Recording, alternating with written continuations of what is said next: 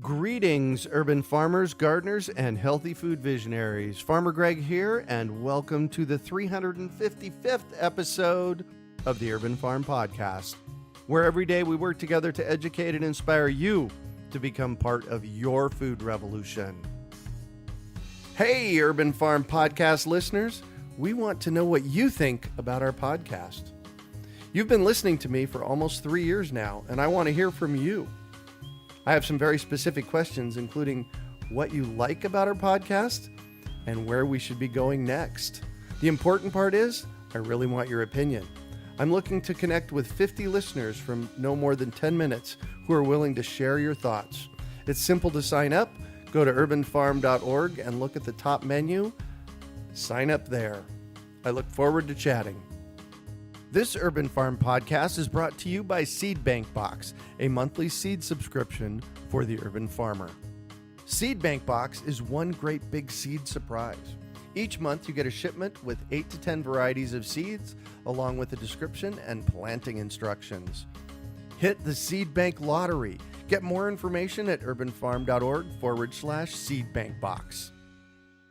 Today on our podcast, we have someone who is part of the newest generation of urban farmers. We're talking with Sowan Thai about cultivating as millennial farmers. Sowan was born and raised in Phoenix, leaving just long enough to earn a BS in Molecular and Cellular Biology from the University of Arizona in Tucson. There he studied controlled environment agriculture, plant biochemistry, and genetics. He returned to Phoenix and did tissue culture research at a medical cannabis facility, where he would meet his future business partner, Jourdain Beltran. After about a year, they decided to depart from the medical marijuana industry to start an urban farm together with their third partner, ASU Sears. Beginning with only 2,000 square feet, they started Urban Farming Organics and were able to build a proof of concept urban farm. Then they competed at the Arizona State University's Venture Devils program, winning 2 rounds of substantial funding. Less than a year later, they have expanded their operation to an acre, supply several farmers markets, and share their knowledge and experience with the youth of the area.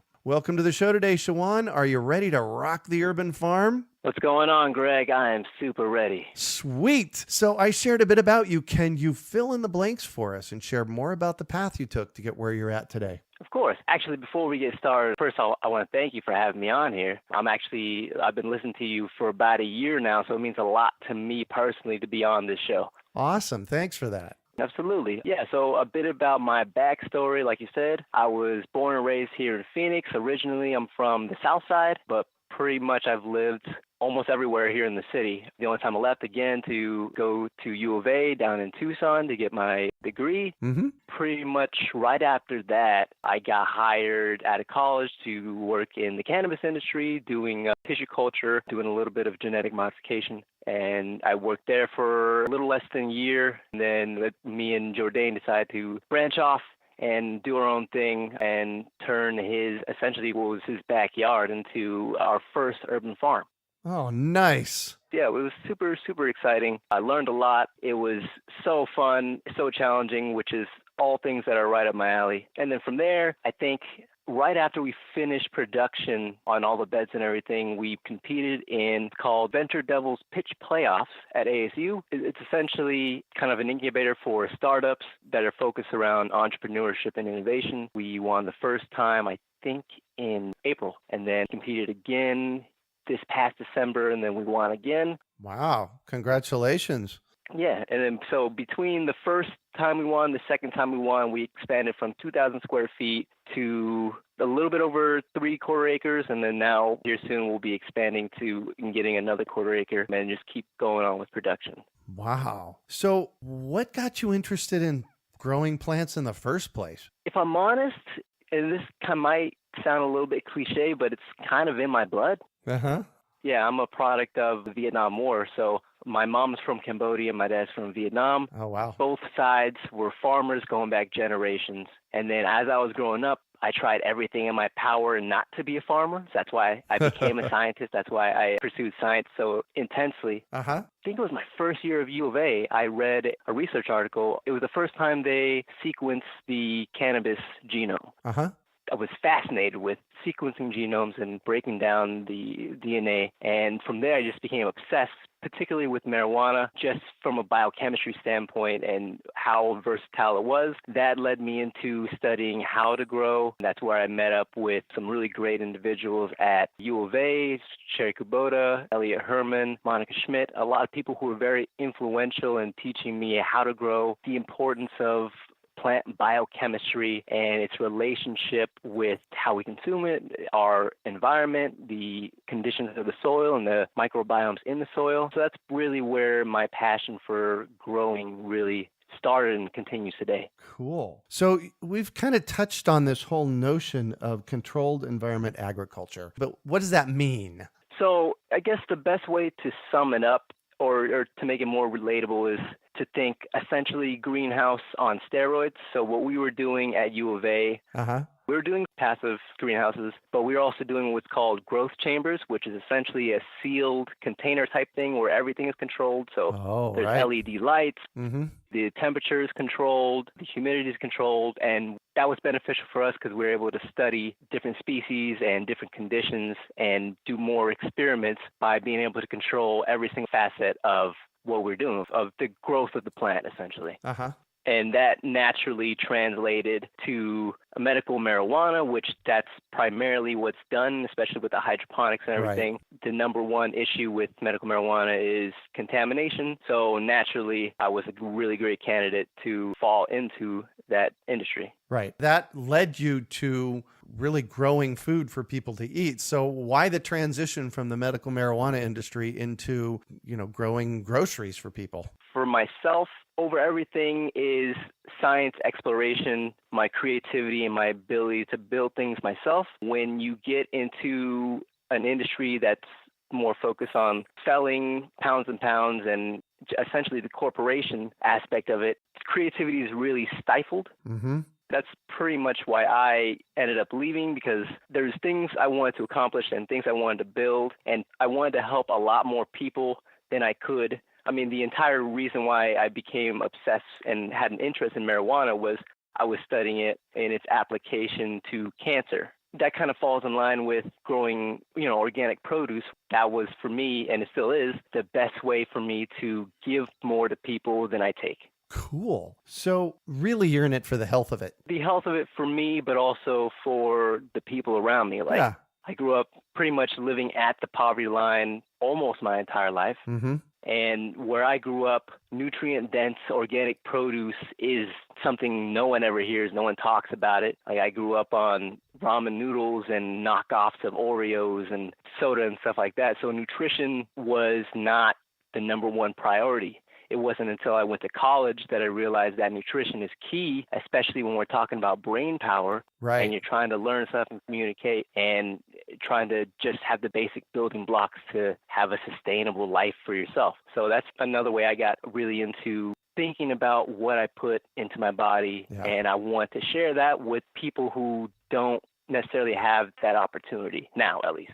Yeah. Well, I want to remind everybody out there listening that we're talking to a millennial farmer, are we not? Correct. Yeah. So you're younger, and I love hearing these words come out of your mouth to, share with the world, because we need more millennials out there doing this. So you used the word microbiome a little while ago, and I want to kind of explore that a little bit and how it plugs into your health. So tell me about that. Yeah, absolutely. I mean, we could talk about it in many ways. We could talk about the microbiome of the soil, or we could even get into the microbiome of ourselves as an organism. Like we are an entire ecosystem in ourselves, but for the sake of the urban farm, right? One of the things that we focus primarily on is soil health. So that soil health is more than putting, just nitrogen, potassium, phosphorus into your soil. Another thing we look at is the microbiology in the soil, the microbiology in the compost we put in. And also what I'm learning more and more about every day is the importance of actual fungi and mycelium and mycorrhiza in the soil, which all help break down the molecules in the soil so the plant could readily absorb it.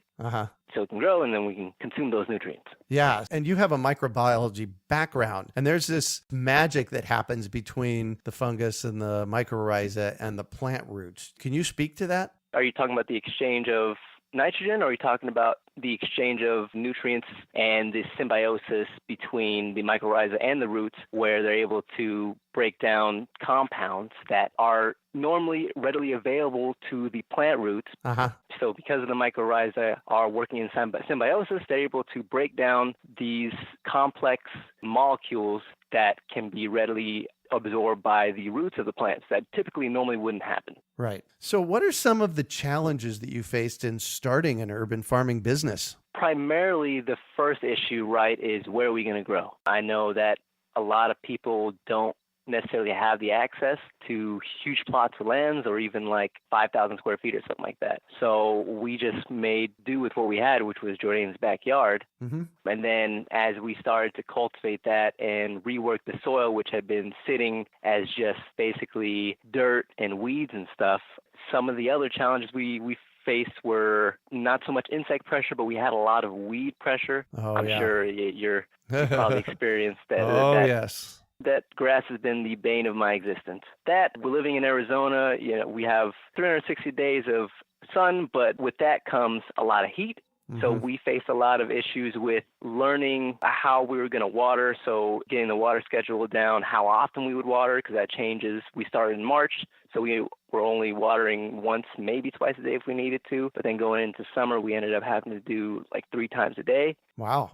I was going to ask you about the watering at your new facility, because I recently met you at your farm at a new facility, and you're flood irrigating that. How does that work? Yeah, and that was very interesting because we went from watering with using a sprinkler system and drip irrigation to a whole new system of watering, which is, like you said, flood irrigation, which came with its own list of issues and things that could go wrong. It was a really steep learning curve. So when we first went there and started irrigating, there was a lot of blowout with the berms. Our canals that we made were dug out, and sometimes those would blow out. We faced issues with, is the water coming too fast? So is it washing over the plants? Is it watering too slow? Yeah, and that's kind of the game. So with the way we farm in our beds, that's something that we always have to keep in mind. So when we're watering at the 2,000 square feet plot, it was something we could just put on a timer and then just not pay attention. But when we do flood irrigation, it's something that you really have to pay attention to. Yeah.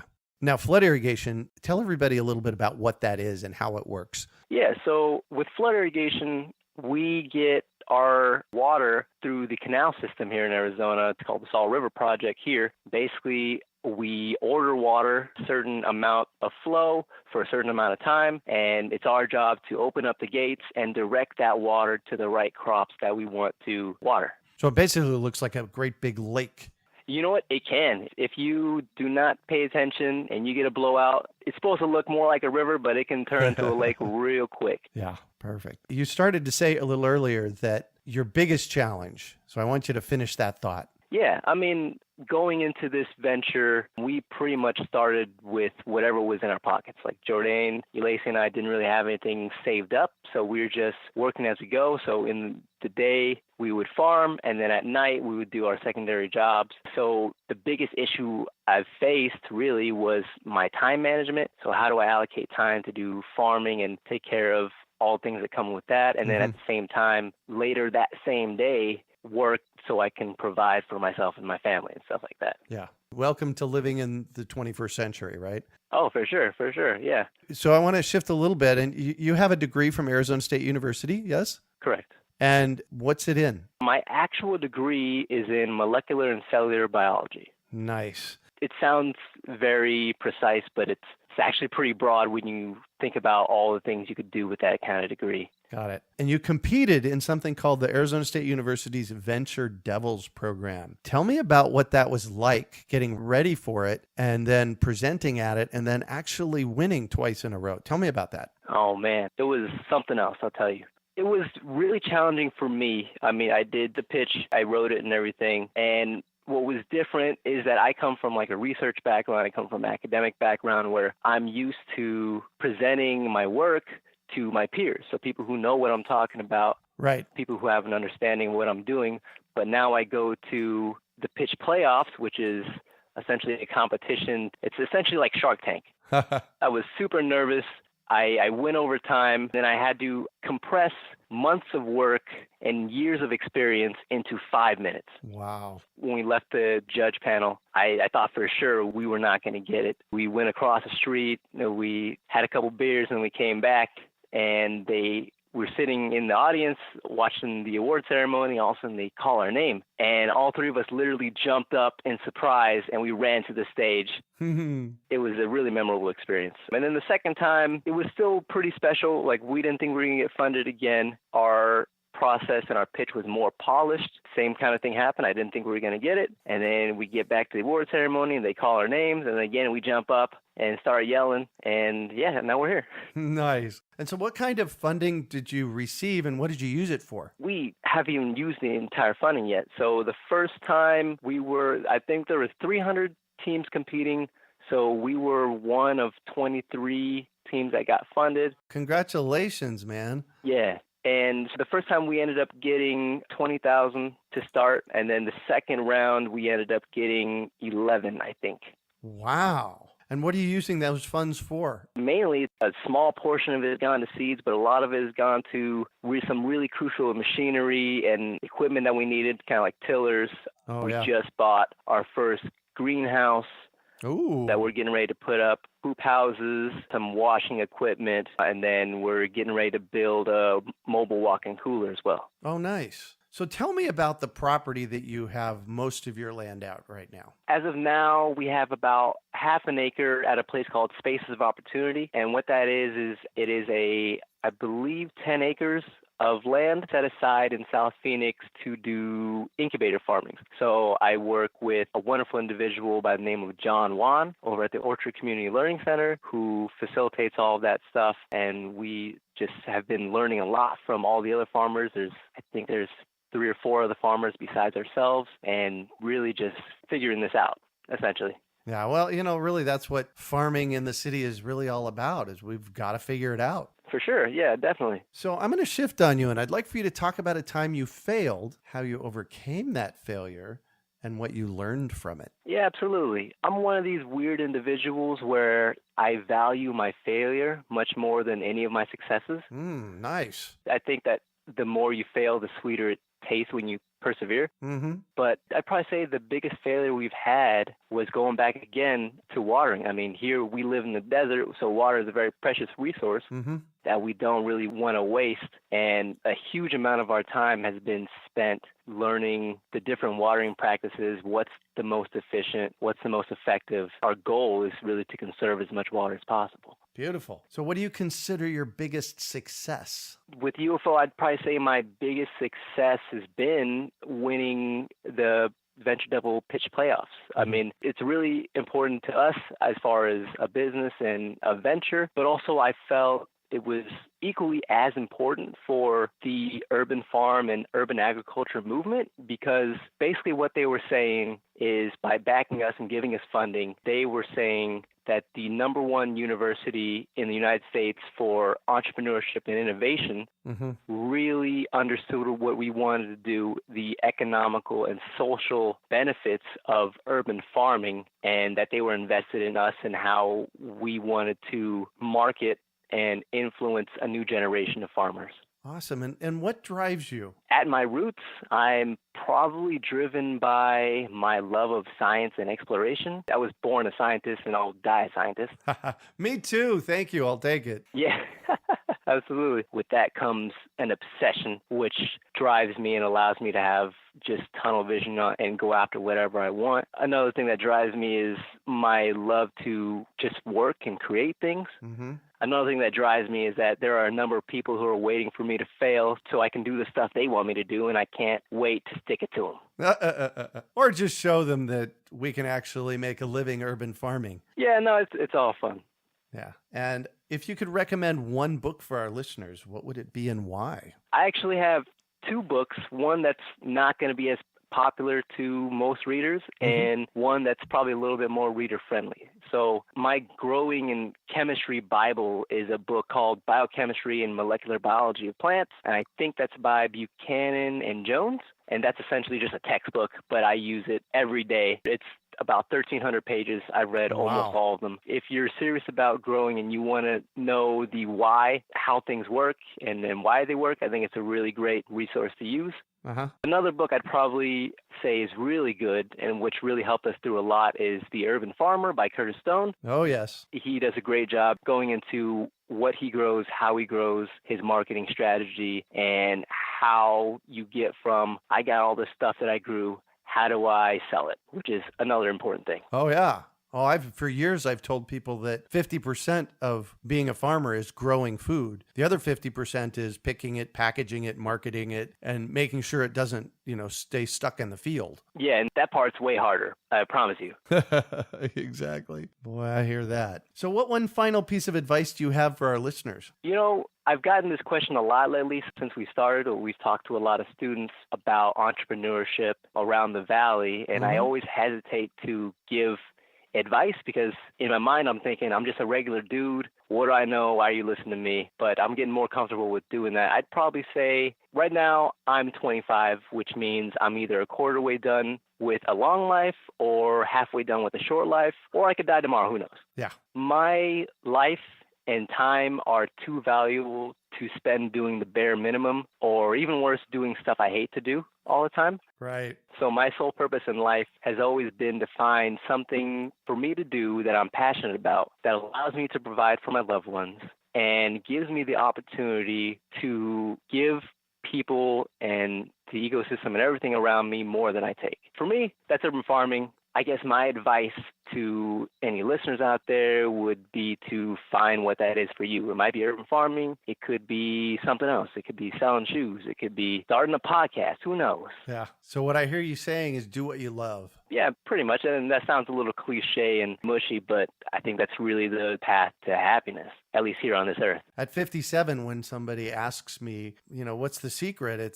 That's what I tell them. It's, do what you love, man. Because if you spend your life miserable, you're miserable. Exactly, yeah. I'm a happy dude every day. Go ahead. People often say to me, Greg, why are you so happy all the time? And I say to them, because I have a choice every morning when I get up to be happy or not. And happy's more fun. Precisely. Yeah, we've been doing this for almost a year now. And I have loved literally every second of what we're doing. Nice. Even the hard parts. I love the hard parts, especially because, again, I get to learn from that, and that's what I'm about. Cool. I have one bonus question for you here. It may be throwing a curveball at you, but if you look over the landscape of the past year that you've been doing this, and is there one incident, one person, one something that happened that moved you to tears and told you, yes, Sowan, this is exactly what I'm supposed to be doing? Tell me about that. I don't know if I've ever been moved to tears before. So one of the things we do aside from urban farming is we actually go into schools and we talk to kids just about farming, what we do. These kids, I swear they don't get enough credit. Like, these kids are smart. They know more about farming and agriculture than a lot of adults I know. Wow. And they're just super passionate. That's my favorite part of this job, if I'm completely honest, is seeing these kids so passionate about something that is vastly important to human life. Well, thank you so much for joining us on the show today, Sowan. Yeah, no problem. So how can our listeners get a hold of you? You can like our page on Facebook, Urban Farming Organics. You can find us on our webpage at urbanfarmingorganics.com. Our Instagram is ufo.produce. Nice. Yeah, you can reach me specifically at Sowan@urbanfarmings.com. Yeah, just follow us on social media. We got something coming up here in the next couple of months we're really excited about, and it's going to help out a lot of people, especially if you live in Phoenix, that we can't wait to get out. So Keep an eye on us. If you see me on the street, come say hi. Perfect. So your email address again is? Sowan@urbanfarmingorganics.com. Perfect. That's SOWAN@urbanfarmingorganics.com. Perfect. So you can find show notes from today's podcast at urbanfarm.org/UFO produce. We are your urban farming resource. You can find our podcasts on iTunes, Google Play, Stitcher, and iHeartRadio. Also visit urbanfarm.org to find articles, podcasts, webinars, courses, and more. Well, that's it for today. Thanks for joining us on the Urban Farm Podcast. Hey, Urban Farm Podcast listeners. We want to know what you think about our podcast. You've been listening to me for almost 3 years now, and I want to hear from you. I have some very specific questions, including what you like about our podcast and where we should be going next. The important part is, I really want your opinion. I'm looking to connect with 50 listeners from no more than 10 minutes who are willing to share your thoughts. It's simple to sign up. Go to urbanfarm.org and look at the top menu. Sign up there. I look forward to chatting. As listeners to our podcast, you know that I love experimenting. And as urban farmers and gardeners, I can predict that you probably have done your fair share of experiments with new seed varieties. But if you are as busy as I am, sometimes just finding new seeds is a challenge. Well, what if someone else did the work for you? I'd like to introduce you to Seed Bank Box, an excellent source of non-GMO and heirloom seeds delivered right to your door. Each month, you will receive 8 to 10 surprise seed varieties with information for each seed on a card you'll keep. It's time to start experimenting again. Let Seed Bank Box help you plant the garden of your dreams. Visit urbanfarm.org/seedbankbox for more information and to sign up. We hope you enjoyed today's episode of the Urban Farm Podcast. Remember to listen for tips, advice, and resources to help you on your journey with urban farming. You can find us on the web at urbanfarm.org or send us an email to podcast@urbanfarm.org. In the words of Vincent van Gogh, great things are done by a series of small things brought together. Be encouraged that with each lesson learned and skill developed, you are one step closer in the direction of your dreams.